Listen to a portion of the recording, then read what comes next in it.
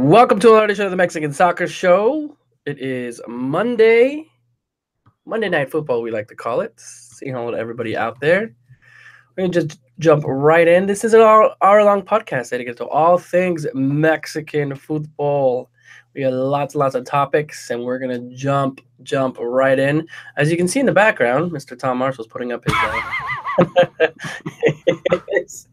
he's putting up his scarves. So he's you can just watch him and just critique him on the way he puts his scarves up. It'd be kind of funny, but tied in with Tom Marshall.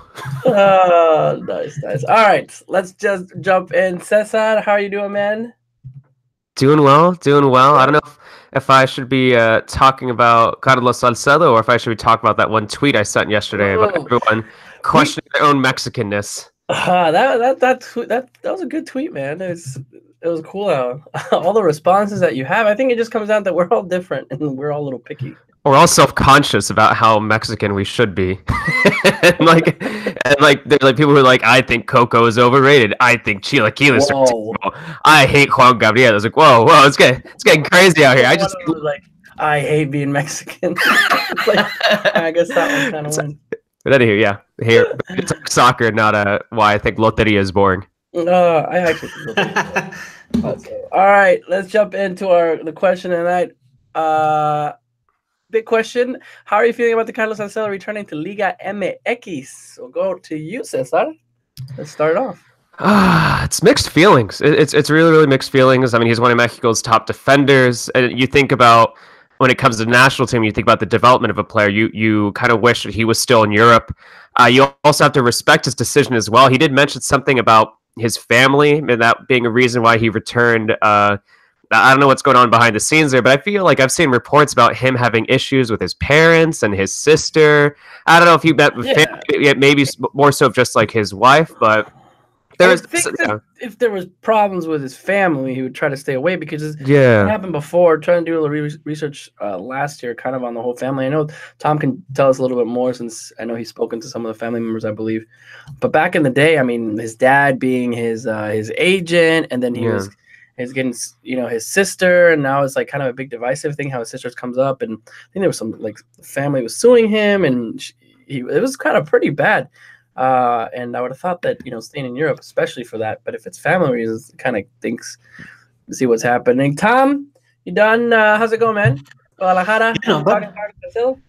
Not bad. I mean, his family situation is absolutely messed up. I mean, he sent a tweet out, I think, late last year. I mean, just saying a whole bunch of things like, his dad stole money off him, his mum, things about his mother, like really, really strong statements. Like even saying his sister was sleeping with teammates to get information. I mean, to come out public and say that is, I mean, it's always one of those where, all families have problems. No, but when you publicly come out and say these kind of things, you know what I mean, then it's very difficult to come back from that. So, but yeah, obviously, I think that coming back to Chivas would have been difficult because of that, because his whole family's from Guadalajara. Yeah. So I think that explains a little bit about it. Obviously, the financial thing as well. I'm not sure if Chivas would have been able to pay the wages. But obviously, he's had an hard time. I mean, it's not easy to get in someone's mind when all that kind of thing's gone on, I mean, your family you kind of grew up with and kind of supported you to become this professional player, then you split up with them like that. I mean, you don't know what the reaction is, but yeah, from my point of view, disappointed. From the national team perspective, we've said it loads of times. It's like, I was thinking about it today. I was like thinking, Nestor Araujo, Hector Moreno, Guardado. I feel like they're at the level, Yeah. I feel like they're at their level, and that's absolutely great. And they're doing it week in, week out, and it's really good to see a player kind of really maximize his potential. And it's like with Salcedo, I kind of had him marked as like he could make that step up. Like he's at a good level now in Germany with Eintracht Frankfurt, but potentially a couple of good seasons he could step up. And that's the disappointing thing about it. From the national team point of view, because if you're a Liga MX fan, then you get to see Salcedo every week. But I mean, from my personal point of view as well, I mean, I think I was the first journalist ever to interview him when he was at Real Salt Lake. And to follow the story, I know it's like talking about personal and the ego, but it's nice to see a player you've seen from at the start grow and see what it can become, rather than kind of take a step backwards, because it is a step backwards. There's no argument about it. I mean, the rights and wrongs and whether it's good for him personally. I mean, obviously that you have to respect that, but in terms of where his career path was heading, I'm disappointed, because I think that in a couple of years he could have moved on from Eintracht Frankfurt to something better. He was one of those Mexico players that I felt had that within them. Especially since he had injury problems too. I don't know. I feel like I lost track of the injury issues as he's had over the last couple of years. So because of that, I mean, maybe that was the reason why Eintracht were willing to let go of him, because Eintracht, they're doing fine with him and without him. I think he only had about 6 or 7 starts because of injury issues. But you do, when Tom's talk about him potentially making the step up a season or two from now, I think about that too, because I feel like we didn't really see him at his full potential because of those injury issues, because he was always kind of held back by those. So I think that's another unfortunate thing that I think that maybe if it wasn't for those injuries, maybe we could have seen at a higher level. Maybe that could have meant a move to a bigger club earlier. But I'm at least from a national team perspective, I'm disappointed. But once again, I guess if he is bringing up family as one of the reasons why he's coming back, you have to respect that as well. Yeah, he's also a player who, when he stepped onto different stages, he's tended to succeed. You see certain players, and Lozano's another, where you throw him into a situation like his debut in the Azteca, goes a goal. He starts for Pachuca regular, he does it. He steps into the national team, does it straight away. PSV, no problem. Salcedo's got a bit of that to him. I mean, I know in Fiorentina it wasn't exactly smooth, but when he came back from Real Salt Lake to Chivas, you're like, who is this kid? He's not gonna start. Then all of a sudden, he's not just a starter, but he's a kind of fan favorite. And then going to Germany, establish himself. The World Cup, I thought he was great. I think he was going to play it right back. Then he came as a centre back as well, and now obviously, I don't know. I kind of like it. I don't know. It's a personal thing, but when you watch players, and especially being here in Mexico and watching them, and you always kind of envision how they would fit in elsewhere. You know what I mean? I don't know. It's kind of fun. Like, what would this player be like over there? And it's like with Salcedo, in Tigres, I know how he's going to fit in. He's going to be great. I mean, that's great for Tigres fans, in a way great for the league. But I don't know. I want to see him in the Premier League, for example, see if he can do it there. I want to see him in La Liga at a good club. And, but you never know. He's still got time. He's still quite young as well. So, but yeah, I mean, that's basically what I think. Do we say that he kind of didn't make it in Europe? I don't know. I think once again those injury issues kind of held him back, and I think at Fiorentina, things weren't exactly that great. But I mean, at Eintracht, he was building something. I forget one exactly named him, but I think he was once recognized as one of the better Bundesliga defenders of the season. He won that DFB Pokal Cup title, so I think he did a decent job with Eintracht. He could have really built something there, but it wasn't an extraordinary amount of success. But he was building something positive there. Yeah, and I think that's just kind of because the loan to Fiorentina was just kind of like, okay, we're expecting him to stay. Then another, transfer over to Germany, and although we saw him play and we saw him win, this is where we were kind of like the injuries just kind of, took over it. But it was just surprising the fact that he would come back, because what we saw in the World Cup, what we've seen before, what he's done at MLS, what he's done at Chivas, I would have thought that there would be other clubs, because what it sounds like is his coming, he wants to come back.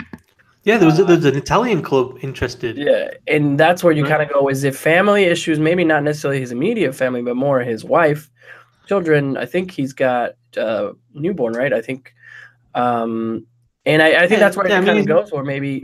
Yeah. That's the family. It's kind of coming back. Tigres, it's when we're coming back. Obviously, you saw Guadalajara may not have, and now Tigres comes. How does that feel as far as coming back to a team like that? I mean, they could utilize them. They really could. I mean, Ayala and Mesa, I think, are the two center back duos right there. I think he's clearly an upgrade on either one of them. I think you see a lot of talent going forward for Tigres. You see, obviously, the star power in that front line, but and defensively, they could really, have some improvement there. Even to an extent with their fullbacks too. They can make some improvements there as well, whether it be as a left back, maybe potentially can play there, or maybe he can even take over someone like Xhaka, because Xhaka isn't exactly the best defensively. So maybe, as opposed to having someone like Xhaka who feels like more of a wing back, you can have Salcedo, who's still a good distributor, but he's just much more complete when it comes to defensive and an approach. So I think he could really, really help Tigres. He could definitely make them much better defensively. And kind of go what Tom said. I feel like it's not necessarily the end is him just going to a club and then hopefully coming back. I feel like he's a type of person as well. Type of person who just kind of wants to move on, and I don't know. I mean, I don't know him personally, but he has tended to move on. No, different. I mean, he started at Tigres as well, so in a way, it's him returning back to where it all began for him.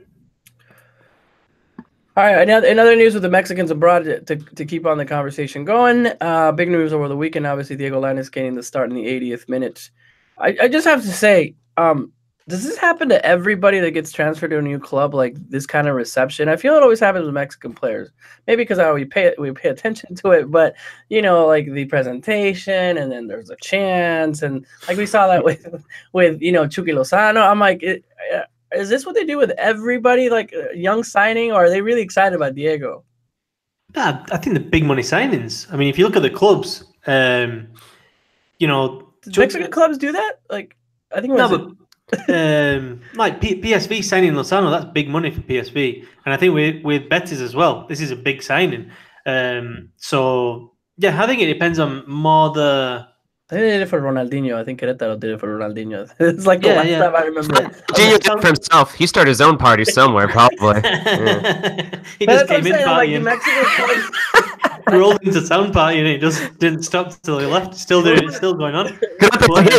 Who ran this? It's like, no, Ronaldinho. He just started the party. It's not us. Just like.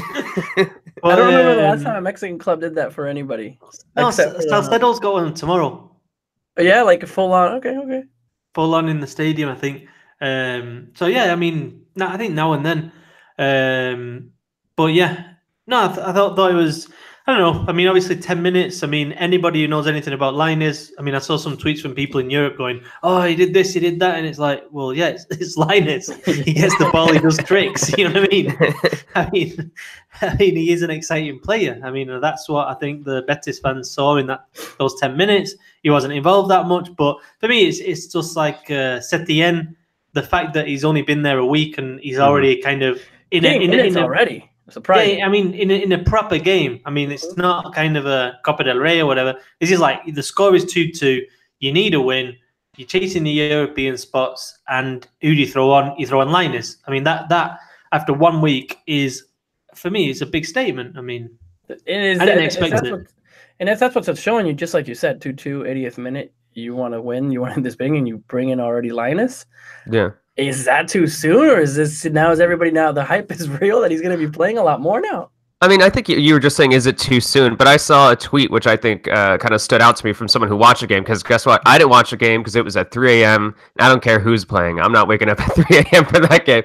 But it was journalist David Cartledge who said that Lainez played with no fear and that he was demanding the ball. And I think when you have someone like Lainez who is so fearless, why not try to bring him on? I mean, I know he just showed up, had his first training on Monday. I know he's only had very little time with the team, but if you have a young player who is that fearless, then maybe it makes sense why they're willing to give him an opportunity so early on. Maybe he could potentially start for them in the Copa del Rey. They have another Copa del Rey match this upcoming Thursday, so at the very least, maybe he'll get some significant minutes.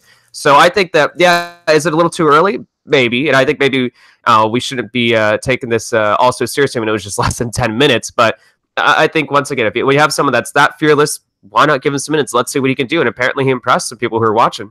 I'll ask a question just so we can get the hype. Does he score a goal before the end of the summer? Ooh. I mean, I think... he already got a 10-minute start.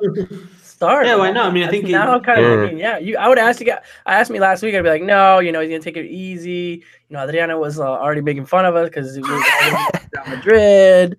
I could see him, coming in and, getting more time, and the quality's there. No, I mean, the fact that he threw him on for those 10 minutes is a good sign.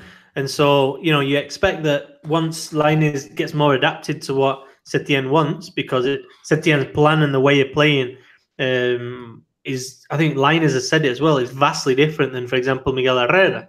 you know. So I think Lainez has to adapt to what Setien wants, and you know he's going to get minutes. So you expect him. I mean, I'll back Lainez to score a goal. Yeah.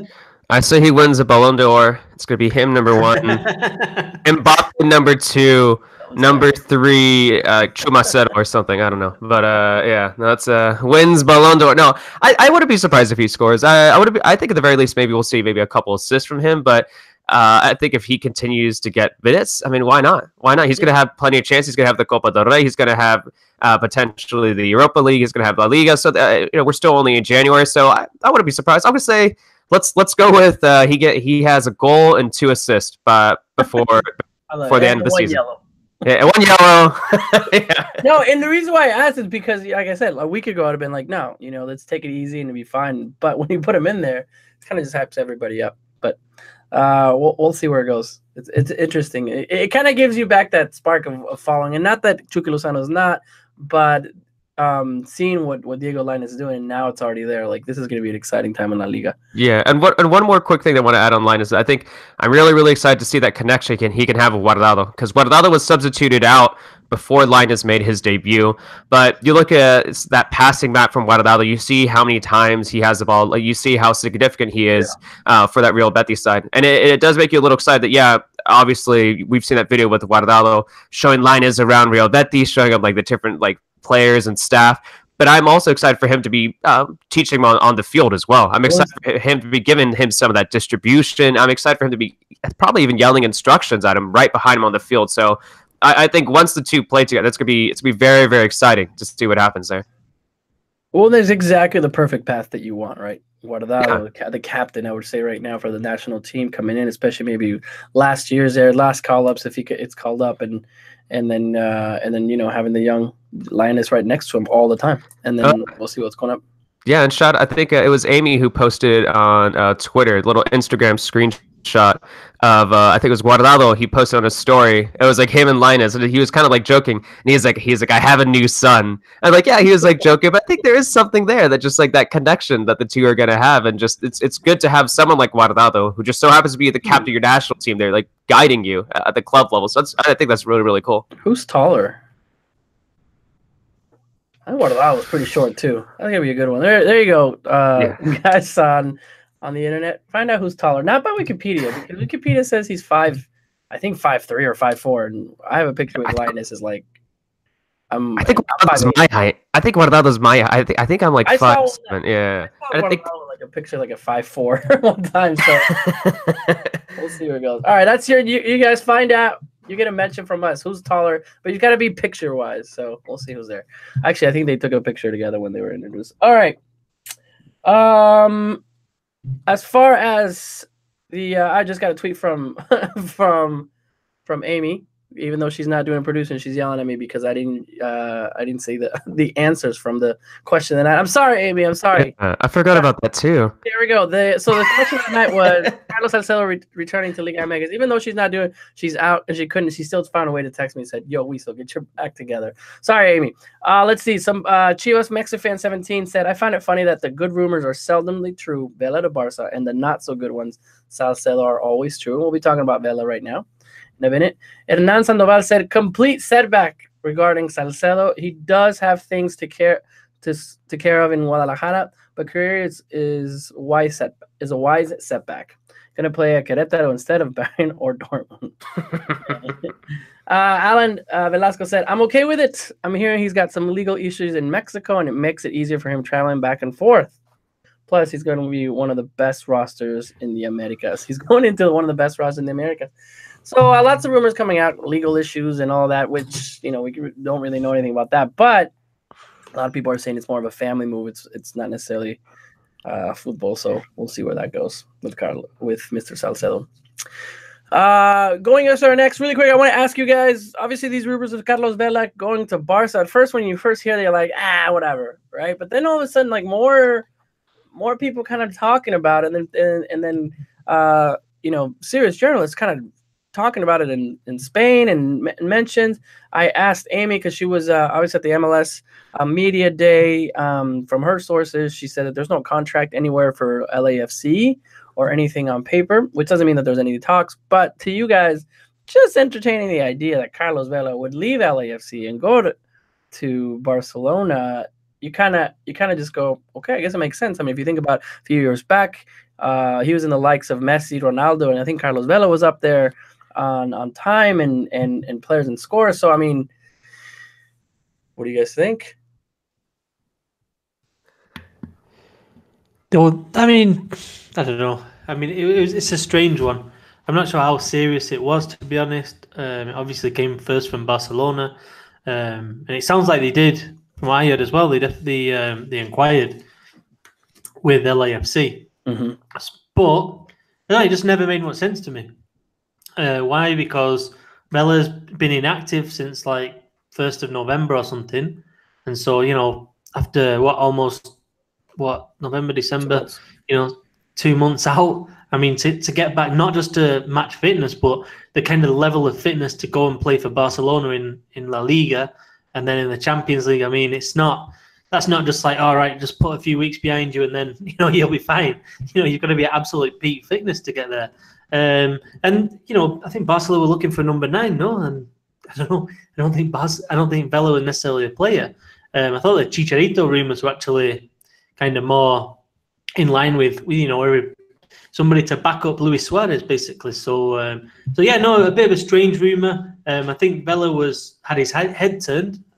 I mean, but I think it was one of those as well where I think he would have had to take the lead and said, I really, really want to go. I want to do this. And I just don't think Vela's the type of guy to do that. I might be wrong in that, but I just think he was more like, well, if it happens, that'd be nice. But if Vela's just so like chilled out and laid back, that it's difficult. I mean, he was talking about the national team as well the other day, and he's just like, well, yeah, I'd love to play for Mexico. They still want me, I'll play. But if I need to step aside for the younger players, then I'll do that as well. And it's like, that's fair enough. Like, you understand it, but it feeds into that thing about Vela not having that. That kind of mentality to be the absolute, best. Sometimes to be the absolute best, you have to be a bit of a jerk, you know what I mean? And say, I absolutely 100% want to play for this national team. I don't care if there's young players coming through. I'm the best. I want to show myself. I want to reach the next World Cup. It's just a difference. I mean, Cristiano Ronaldo's not going to be like, let the young players in. He's going to be like, no, I want to score 150 goals for my country, 100 goals for my country. I want to break the next record. You know what I mean? I just think it all feeds into that, I don't know, that Vela mentality. Which, and I'm kind of see there. It's like there's people on the chat are kind of seeing that already. They're like, no way, Vela's not the mindset to work that hard. And it's not necessarily work that hard, but we haven't seen that type of person in Vela. At the same time, I mean, LAFC and what they've done in their inaugural season, and what they did with Vela, and it's like the star player. I mean, to let him go, especially how much they would have to pay. I don't think Barca, I mean, would be paying whatever they, all that LAFC would want, especially for the player, even Vela at his peak, which he's way far away from there. It's the wages. It's the wages that I think would have been the issue as well, because he gets paid way more than he kind of would get in Europe. But I mean, I think it does say about Vela. It tells me that how much he was respected in Spain. Yeah. I mean, even if it was a rumor, I mean, he was so respected, and I don't think even now people that have followed his career in Mexico necessarily appreciate how good a player he is and was. And I mean, when we talk about the mentality as well, it's not like he's got a really poor mentality. It's just not necessarily the mentality that's going to get you to where Messi and Ronaldo have got, that absolute drive to be the 100% best. But that's not saying he doesn't have any drive, because, again, the other day he was saying how, he walked into LAFC, so much unknown, and he kind of, he felt he could have done more in the first season, and he's really, really keen to do that this year. And I believe him when he says that. I think he's really happy. I think he kind of focuses his life around, being happy rather than, being the best ever player he could be, or, going to the best club he could be at, and, I think you have to respect that as well. Cesar, I know you had some connection issues, but I mean, when you heard about the story, when you saw it, and then probably it's not going to come to fruition, but at least, what were your thoughts around? Yeah, sorry about that Wi-Fi problems. I reset my router out there. I'm pretty sure it was my cat DJ Cuddle. She like unplugged it or something like that. She's like probably hungry. But no, at first I didn't really believe it, and then you saw more and more significant reports. You saw, I think there was an interview he had with Univision recently. When I think they forget who was who asked. It was like, oh, like has Barcelona contacted you? And he didn't say whether Barcelona contacted, but there was a little smile on his face that maybe showed a little bit that like maybe that there was some sort of communication there. But I think when you look at what he's done with LAFC, and you think that in comparison to someone like a Jonathan Dos Santos or Gio Dos Santos, where they really, really let a lot of fans down with their level of play, especially someone like Gio. And I was pretty impressed with Vela. I saw him live with LAFC once, and I was extremely impressed at the level of play. So, I mean, I guess it kind of makes sense, especially when you saw that Barcelona instead got Kevin Prince Boateng. So that says a lot about maybe some of their options that they're looking at right now. So I wasn't that surprised. That would have been pretty cool. I mean, for so many reasons. I know like it's me being selfish too, for like work related reasons. It would have been fascinating to see him potentially go on loan for the rest of the season in La Liga. But obviously it looks like it's probably not going to happen after the Kevin Prince Boateng signing. But it would be incredible to see if that would have happened. I mean, just the amount of attention, the amount of spotlight that would have been given to Vela. I mean, I remember when Chicharito went to Real Madrid. Remember how excited we were, how excited fans were. Like, it was almost like we didn't care whether he's going to do well or not. It was just fascinating just to see him make the move over there. I think it would have been interesting with Vela too. But yeah, it looks like it probably won't happen anymore. But I mean, I don't know. It would have been really, really cool to see that happen. Yeah, no, I definitely agree in seeing that.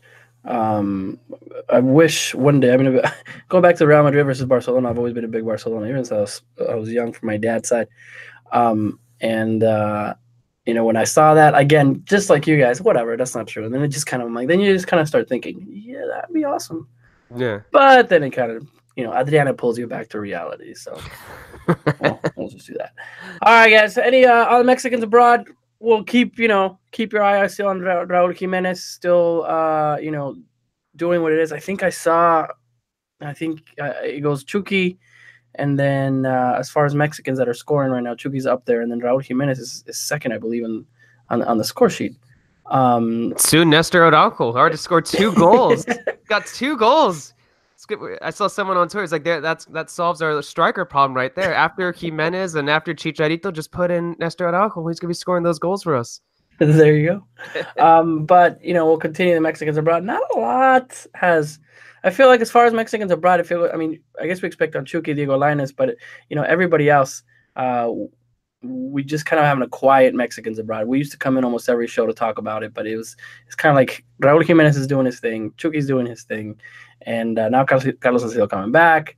Everyone else is just kind of like, well, not a lot of news. I mean, it can go like almost bad news, but we'll give you guys the update.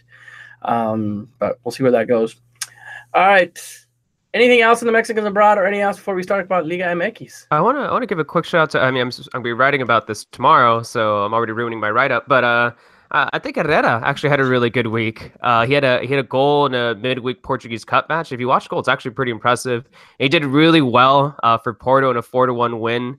Recently, I think that was on Saturday or Sunday, but I just Herrera little by little, he's continuing that momentum, and you see Tecatito doing well. Tecatito got an assist over the weekend, so I'm pretty excited about the Porto guys for a little bit, because for a bit it was maybe up and down with those guys. Yeah, but I think right now excited, and all of a sudden it's like, but that has been consistent. Tecatito's doing well this season, so I mean, once the Champions League knockout round comes back, I'm really, really thrilled to see what happens there. I'm thrilled to see if maybe Herrera is going to potentially make a move to a bigger club, because you see someone like him who has a lot of experience. He's well-rounded midfielder. He's the captain for a Champions League side. I mean, his contract is over at the end of the summer, so you see, if you believe the rumors, there are a lot of big clubs are interested in him. So it wouldn't be that surprising if over the summer, if Herrera makes a move to a big club. No, yeah, Yeah, again, I'd love to see it because I think he has got that potential, and kind of time's running out a bit for him. No, I think he's 28, 29 now. Yeah. So I think I'd love to see that. And I think you're right, Cesar, with Tecatito. I mean, I know I've criticised him, and in the past, before the World Cup, after the World Cup, and now even becoming an option as a fullback now. But I mean, I think he started 8 games since the start of December, and so he's got the starting spot back. He's doing it, week in, week out. I'd like to see him increase his goal ratio when he is playing further forward. But I mean, he's starting to show those signs of consistency which we've been, so desperate for from Tecatito, because everybody knows how good he is and what the damage he can do to a defense. So it's exciting to see him back, because he can still be a big player at the next World Cup, Tecatito, Yeah, and if he goes to the Gold Cup, keep an eye on it, because it's just, I mean, you see some of those tricks he's doing in Portugal. You see some of those goals and assists. He's going to be, it sounds crazy. It feels like this is a Mexican soccer show from like 2014, but keep an eye on that Tecatito kid. he's gonna do very, very well in the Gold Cup this summer. It's gonna be really cool to see him back with Mexico. Hopefully he goes back with Mexico. I know he's had some issues before in the past, some personal problems, but I'm very, very excited to see him in the Gold Cup. Interesting. You just brought about memories of what we're talking about. Tecatito, right before that Confederations Cup was when, we kind of started seeing that with all the family problems that he's not going, and which everyone kind of said, that would have been the tournament that, Tecatito on his way out. Well, hopefully we'll see something changing. I'm excited for the Mexican national team, for the players to everybody come back. Those players like Tecatito, Herrera, Guardado back, and even though they're not, Guardado's not going to make it to the next World Cup, but bringing those players and then incorporating Chucky, now Raúl Jiménez up there, and Néstor Araujo. It's good to see that, and kind of what Tom said a few weeks back with Herrera too. Right, he's looking at Herrera to be that leader also. So hopefully we'll see that. And March can't come soon enough. I want to see them. We're so spoiled with the national team, though. There's so many games that we get to watch. It's like 2 months go by. We're like, oh, Mexico hasn't played. Like, come on, man, I'm getting bored. Mexico, the team that we got excited for, hasn't played. Sure, we've had 4 or 5 games, but you know what I mean. Like, I want to see that World Cup team again. Vela incorporated in there, Chicharito getting back incorporated in there, and though many people didn't want those players back, I still this is where the transition comes in. So I want to see it. And then the hype of Tata, how the hand of Tata, and like that's when you start coming back. Okay, because if it was December when we were kind of like, what, the national team, and we saw that. All right, Liga MX as Chivas. When you're looking at it. Chivas. Adriana's not on. This is apparently the time where she needs to come in, and she's still celebrating. She's celebrating. When you're looking at that, if we could think of what's the big story, Liga MX this weekend. Chivas up top. Pachuca's coach gone. Tigres losing. Cholos winning. Yeah, that's definitely true. People taking screenshots from that goal. Be like, wasn't it a goal? Wasn't it a goal? People, it was getting like CSI like, where people were like, oh, but look, see, I have a ball right here. When I go at this angle, it looks like it went in. When I go that angle, it's like it's getting crazy about that one goal. I don't know. I feel like that was one of the bigger stories. But yeah, it's funny because I kind of went, and I'm a big NFL fan before. This year, I kind of took a year off, and I haven't watched a single NFL game. I've watched more, and it was just Sundays. I'd be Liga MX, NFL, and all this stuff, and I never watched. So this whole, I'm not doing fantasy football, and that I've done for many years. And I sit down and watch, last Sunday's game for NFL, just the NFC and AFC championship, and I kind of look at everyone. I mean, especially if you know what happened in one of the games where like the refs blew a call.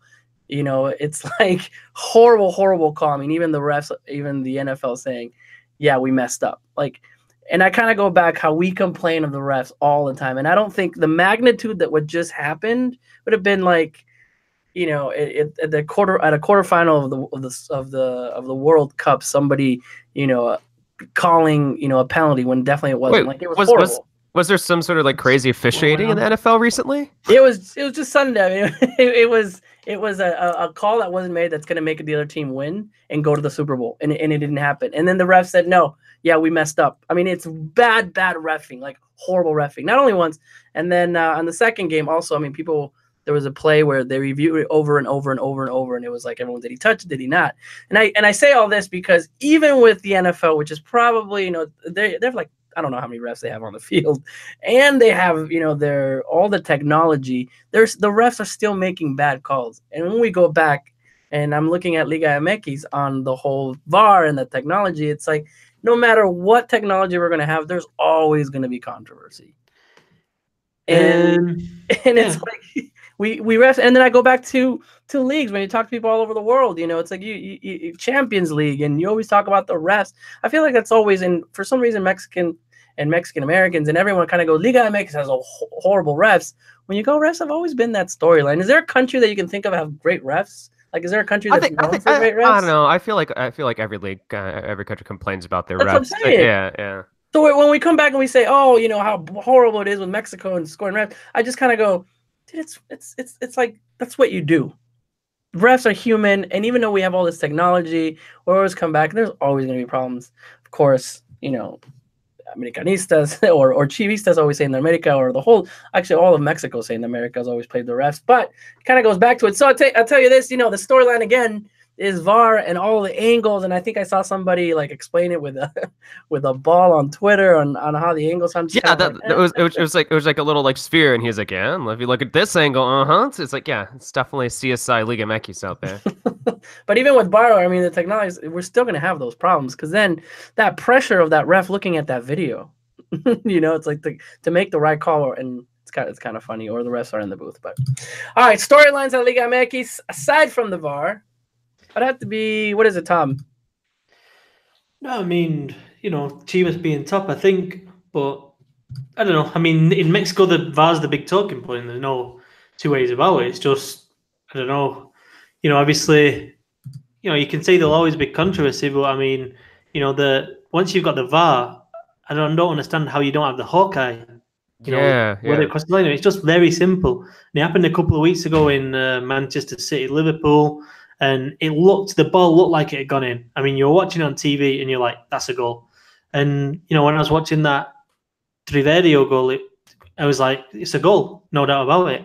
I had absolutely no doubt. And I was kind of shocked with both the goals that they were kind of called back. Yeah. But in the Premier League one, it was like 1 second, 20 seconds later, they show the ball was like literally 1 centimeter from going over the line, and I got the feeling that the Toluca goal was very, very similar. But because the camera's at a different angle and stuff, then you're gonna. Well, what I don't understand, and I think it brings out something in the press in Mexico. It's like, well, not just the press, but a couple of things. It's like, first of all, I've not seen one angle that's conclusive. And everybody's jumping on it like, oh, it was a definite goal. It definitely wasn't a goal. And it's like, you know, I've not seen anything to suggest it definitely went over the line. Yeah. You know what I mean? And when we talk about the refs, I think what the refs did wrong, or the officials did wrong, they just couldn't make a decision. You know what I mean? And that was the thing where it just became an embarrassment, and the players kind of reacted. But, you know, and then the other thing in Mexico that I think is a little bit different is, you know, you had Cristante come out after saying that basically the refs are cheats, and, you know, the bias towards the bigger teams. And, you know, I know it happens in other leagues and stuff, but when he was so blatantly saying it, he was kind of, I don't know, obviously I think he's going to be fine now. But you know, there's that thing that exists in the Mexican game, which, you know, I don't think it's a good side of it, because it does kind of have repercussions in society as well, because obviously there's quite a lot of corruption in Mexico, but, you know, it's not good when it's mentioned in the sphere of sport. And so, yeah, those are two of the things. And I just think, I don't know, I mean, analyze the game and what went on in the game, and Toluca, and how, you know, how much they're going to improve when the new recruits come in, and why Triverio didn't kick the ball in the goal when, you know, when he had a clear chance to just put it in the back of the net and just end all speculation. But yeah, I mean, Chivas top of the league. I thought they played well. Again, I think it goes back. They look like an Almeida team, not in the way that they played, but in the unity and the kind of that drive, that hunger, that will to fight for each other. And you know, we said it before. I said it before with when Almeida was on it.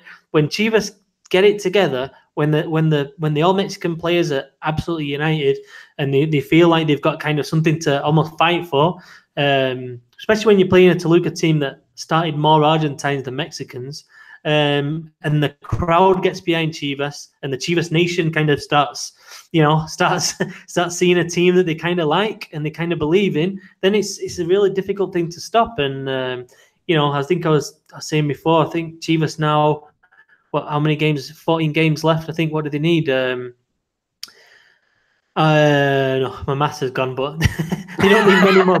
you tell me, Tom. I mean, 25 minus 9 is 16, no?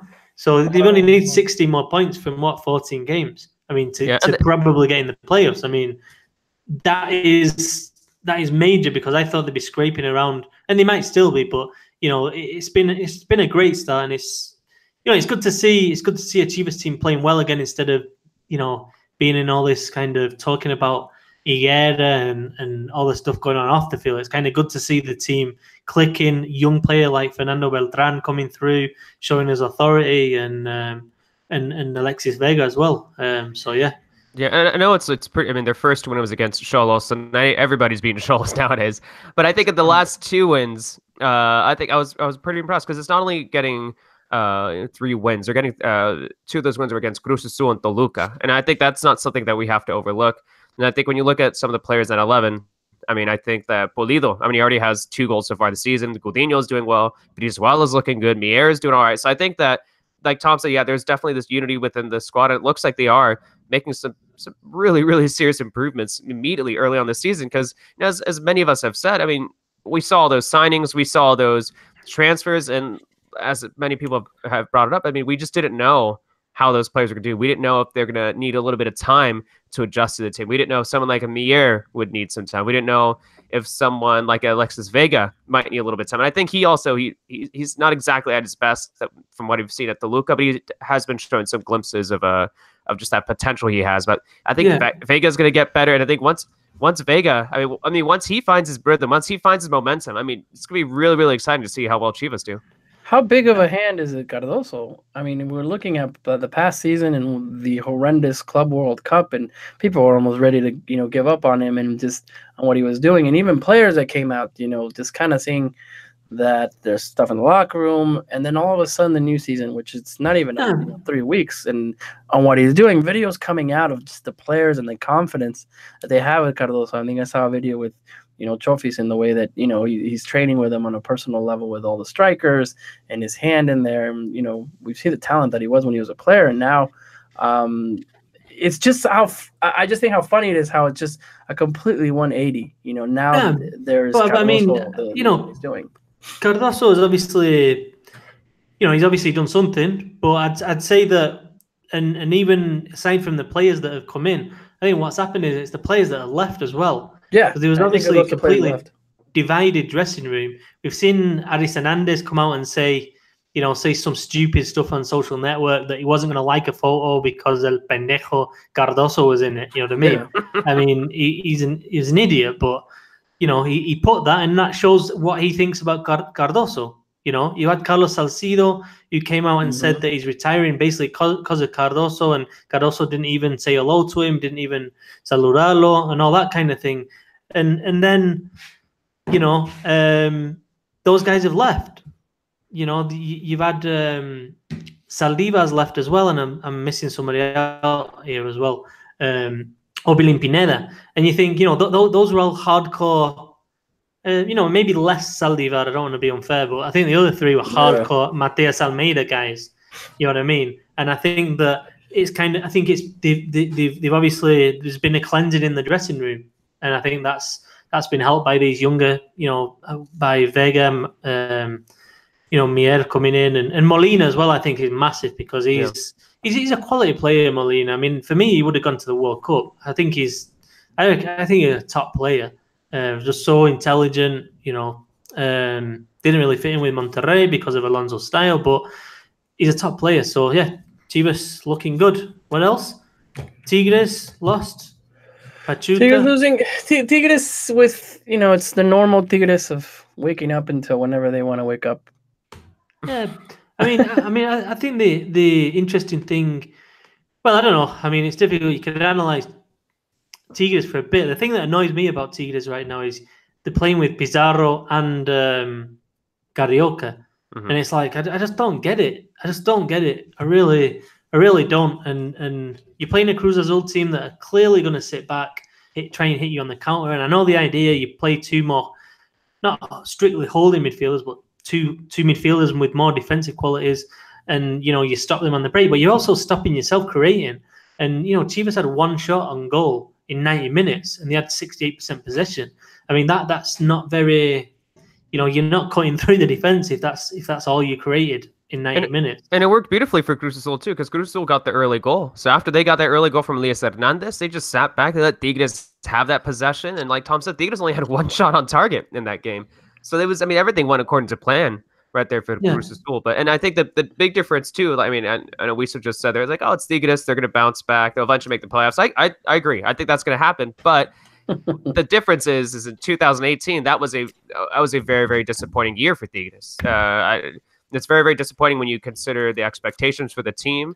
It's very disappointing when you saw how I think they were knocked out. I think it was a quarterfinal stage of both the playoffs and also the CONCACAF Champions League. So it's not as if they're coming off of some sort of success last year. No, they need to make up for some ground from 2018. Yeah. So yeah.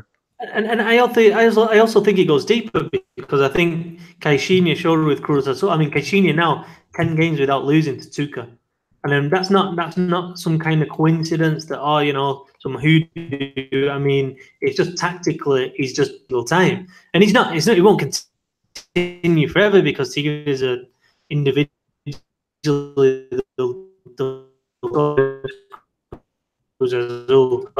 This is the thing. With Tuca, always that, there has been for me, as much as I respect what he's done at Tigres, because I think in terms of establishing a playing style and an identity within a team in Mexico, it's difficult. Tuca's done that, and you know exactly what you're going to get with Tigres. But there's always that question mark: is there another gear? That's the question I have about Tigres and Tuca.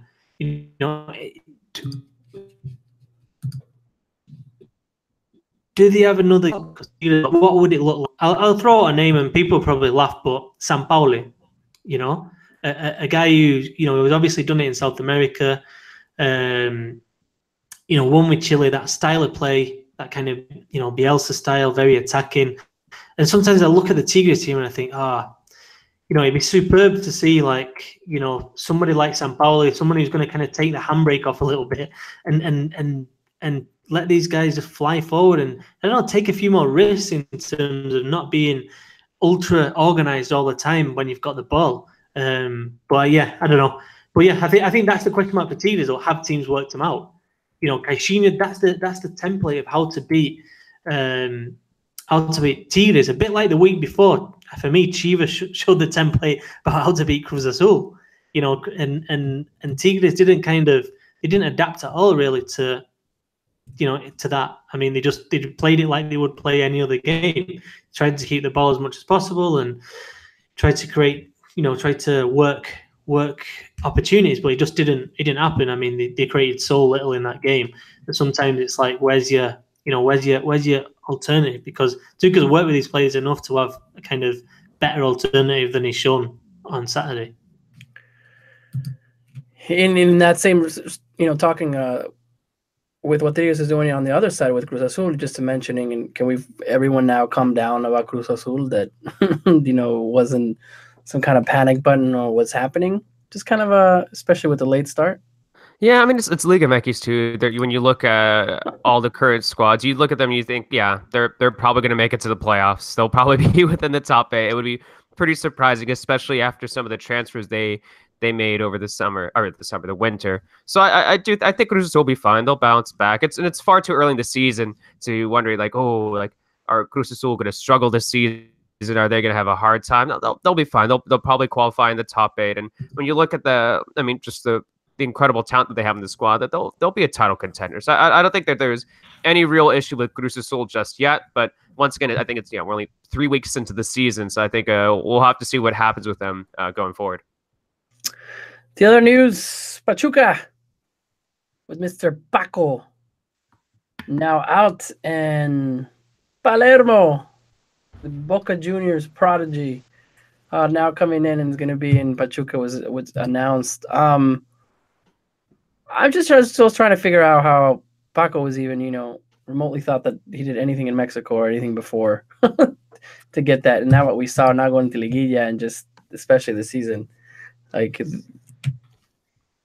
that signing, of course, it just kind of like I was always a big head scratcher. Yeah, and it looks like he didn't last very long. He was what? When did he get hired? Was it like March or April of 2018? May. Yeah, May of 2018. Yeah, didn't really live up to expectations, but at the same time, I do. I don't know. I think I have to. I mean, we'll see what happens with Palermo. I mean, obviously he's as a player himself, he's a Boca Juniors legend, but as a manager, there are a lot of question marks. I mean, I don't know what to make of him, to be honest. I look at his resume. Kind of the same thing, no? Almost. Well, I'm not. But at the same time, I feel like I got to give Pachuca credit because it's cool to see a team like them just at least their last two signings just like take chances with these kind of coaches. Yeah, yesterday had already coached in Liga MX, but it wasn't like he was a long time Liga MX name. You look at someone like Palermo. Now, he's never coached in Mexico before, so I think it'll be kind of cool to see what he's capable of. So yeah, whether it works out or not, and I'm not entirely sure what to make of Palermo. I have no idea whether he's going to succeed or not. I can't personally say I've seen him manage a single game because he's only been a manager since like 2012. But I like the idea that Pachuca are trying something different. And I appreciate that. I think it'll be interesting to see how that unfolds. You kind of just look at that. I mean, Teco's 10 wins from Paco, and I think his biggest, most wins that he's gotten was in Tel Aviv and Israel with 22 wins and 9 and 6 losses. And then after that, just losing seasons in Santos, in Valencia, in Las Palmas, and then now in Pachuca. This is where I just kind of go, okay, where do people see this, this coach and being successful in Pachuca? He's only been successful on one of those teams. And then now you bring in Palermo, again, taking a chance on him, but I don't know. That's just kind of my thing. But I mean, he hadn't. I think it was 8 games without a defeat at home. It's the third round of games of the season. You go to the Azteca. I don't think Pachuca were awful in that game. I thought it was a terrible bit of defending for the first goal, just basic defending to allow Guido Rodriguez to kind of sneak in there. And I think it goes beyond that. I think it goes to some pressure from people within the club regarding the new signings, because the new signings have come in and Paco Ayestaran was putting him on the bench, and I don't think people at the club like that. I mean, Ayestaran has worked with Rafa Benitez, he's worked with some, top managers. He's been around a lot. I think he's a good coach. I mean, you could perhaps question whether his abilities as a manager, but in terms of a coach, I think he was great to have him here. I find it strange that Pachuca made the change, to be honest, especially going with Palermo. I mean, say this or that because I don't know what to expect. What I would say is that I think what Pachuca are looking for is another Almeida. Almeida, that was what I'm about to say. That yeah, they want an Almeida because Palermo's another charismatic guy. He's obviously had this great career and he knows how to deal with the press and he's going to come in there. But for me, it's a bit of a risk. I'm a bit disappointed, to be honest, because I wanted Pachuca to go out there and go and get someone absolutely top quality. You know what I mean? Yeah. You've got the installations. You bring somebody into that to the facility that they've got there, and I just think it's going to appeal to someone top manager. You know what I mean? Or go do something a bit different. Go for I don't know. But I think you said it. You said it with the whole with Palermo bringing that type of person, and it's Almeida 2.0 almost all over again. I mean, I think of Palermo with the 3 penalty kick misses. Like that's still in my head. And funny enough, it's to Calero, who was obviously in Pachuca, just kind of the there, but I as soon as I heard about that, and obviously now official, it's that motivation with the players. It's that young, had great career with one club, not necessarily big for the national team in Argentina, but let's bring in that Almeida type of player, the person that's going to tattoo Pachuca on his shoulder if they win. That's the type of player I feel like that, and I think that's where they're taking a chance in. See how it kind of pans out. Cesar, you're about to say something. Oh no, I was just gonna say. And also, I think on the other end of the pitch, we have to give credit to America too. I mean, they're looking nice and refreshed after their break from week 1. Yeah, 2 wins in a row. They got the goals from Guido Rodriguez, Henry Martin, and Serralde, who almost had 2 golazos there. So I think you gotta give America a lot of credit too. This was their first game back at the Azteca. They look to be doing very well, and just, I mean, after seeing them play that match, I mean, once again, I know I just said that. Yeah, it's too early to be making kind of like predictions. Too early in the season to be doing these kinds of things, but it looks like America are going to be up there in the playoffs. It looks like they'll be pushing for another title as well. So I think it'll be interesting to see how America progresses, because this is definitely a good game for them, especially someone like Guido Rodriguez, who I think once again, he was selected as the player of the season for the last season, and I mean, you saw bits of that against Pachuca, not only just for what he could do as defensive midfielder, but he's also a goal-scoring threat. Looking ahead, we got a few minutes now. Looking ahead of the Liga MX match day 4 of 17. Veracruz Puebla on Friday. Also on Friday, Atlas. Let's skip that. Atlas versus Lobos. Continuing Lobos to be up there in the top 5. Let's go. I might watch that. Azul Tijuana on Saturday. Monterrey Cruz America on Saturday. Pachuca Pumas. We'll see that. That game's here, especially Pumas, and now Pachuca coming. Necaxa Monarcas. And you have like the Necaxa and Monarcas. You're always kind of like, should we watch? There's something exciting, but then golazos come out of there. Toluca Tigres. Querétaro León. Come on, León. Disappoint me one more time against the last team. And then weirdly, León they've not actually played that badly, but they just can't get the results. Can you had 27 shots against Xolos. It was just Lahoud had an incredibly good game.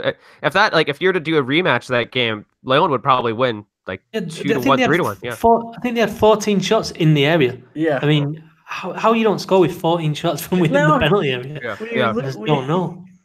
And then I'm waiting for my losing by 4 coming up in the season. So it's a normal León. The problem with León though is that with Ambriz is like I know he's not the kind of manager who has kind of the popular backing. You know what I mean? Mm-hmm. He's one of those guys that you can probably get rid of quite easily, and we know what León are like. They change managers a lot, and so they really need to, start picking up results. I mean, Querétaro away. Querétaro the only team that hasn't got a point yet. That's the kind of game. I mean, I don't know. I honestly think it's a different topic, but I think we're seeing a kind of the old notion that this is a league of parity. I think that's slowly being eroded, to be honest, because I think we're seeing some of the signings that, bringing Salcedo back, bringing Maximiliano Mesa to Monterrey. America, I think, are going to splash out big in the next few days. Cruz Azul doing what they're doing, and then you see other clubs that are just absolutely nowhere near.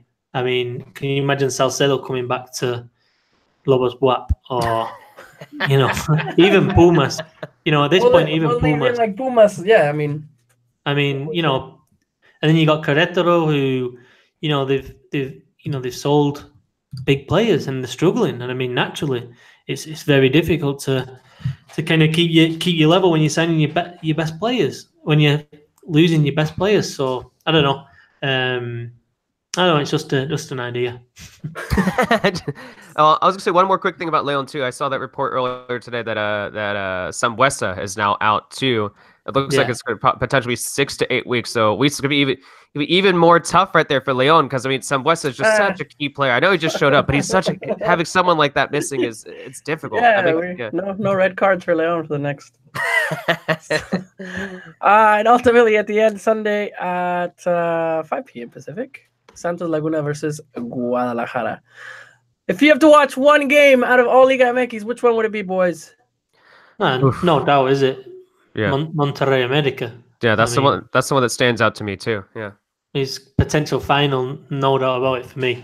No, I wouldn't be at all surprised if this is the final. There it is for both of you. Okay, Atlas Lobos. Wow, I would have thought. All right, guys. Well, saying hello to Adriana, who couldn't jump on today, and also Amy that had something to do. Normally you see a lot of tweets going on, so that was because Opera's Amy. But she's found a way to yell at me, and there are no more texts from her telling that I'm doing. So thank you so much for the preparation. Always gives us a rundown and does our production of the team for the Mexican Talk Show, Cesar. And Tom, as always, thank you. I will continue here in the Mexican Talk Show. And I want to ask all of you that listen to the Mexican Talk Show on our on iTunes, please tweet at us here on the Mexican Talk Show where you're watching it from. We see there's a lot of people that are listening. It's kind of like here on the chat for on the live saying hello to everybody. It's fun to see all the different names, and we always say and interact with you guys.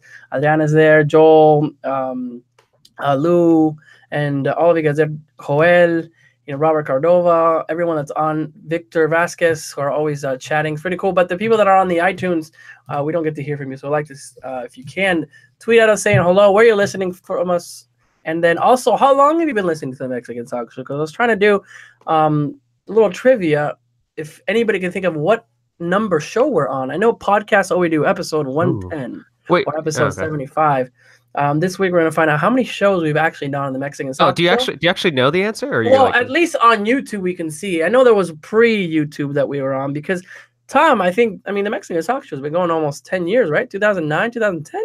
No, I think No, I think probably 2012. 2012? Yeah, I remember the Olympics. It was before the Olympics, but I don't think we were doing it long when the Olympics started. Maybe 2011. It'd be interesting to see, how many shows we've done. So if you, let us know, tweet us a number, and we'll see who's right. If you really want to go back on the YouTube and count them all, be our guest, and then let us know, and then we'll. Because then you should probably get a life. You just broke someone's heart, Tom. He's like, probably finding a hobby to do or something. I don't know. Man, no, don't listen to Tom. I was one of those original listeners. I was a big fan. Now I'm not a fan anymore because I'm on the show. So I can't listen to the podcast anymore when I'm now on the podcast. Fun times. I remember listening to Tom. I'm like, Tom, is this guy like 72 years old?